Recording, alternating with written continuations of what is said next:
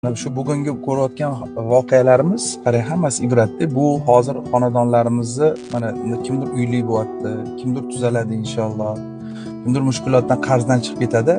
Bu degani hayoti 365 gradus boshqa tarafga, yaxshi tarafga o'zgaradi. Mana hozir Fazliddin bilan gaplashib o'tirganimizda Farg'onadagi hali oilamiz qanaqa ahvolda uy bergan xonadonimiz desam, aka umuman hayoti o'zgarib ketgan. Bolani gaplashishi ham boshqacha bo'lyapti. Onani gaplashishi ham boshqacha deyapti. Yana nimamish? Haligi ularni nomiga ochgan kartamiz bor-da. Ularning nomiga ochgan kartamiz shu uy berganimizdan keyin ham endi video tarqagan, odamlar hali ham pul tashlashda davom etganda. Ancha-muncha pul yig'ilib qoldi-da. Haligi shunaqangi endi haqdor xonadonligini shundan ham bildimki, anu kartaga yig'ilgan pul nima qilib ishlatsak bo'ladimi? Ruxsat so'rab kelishdi.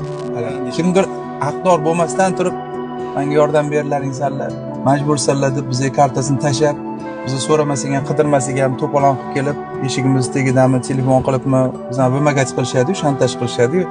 Kimdir o'ziga insonlar haqdor deb bergan pulini ham ishlatishga iymanadi, andisha qiladi.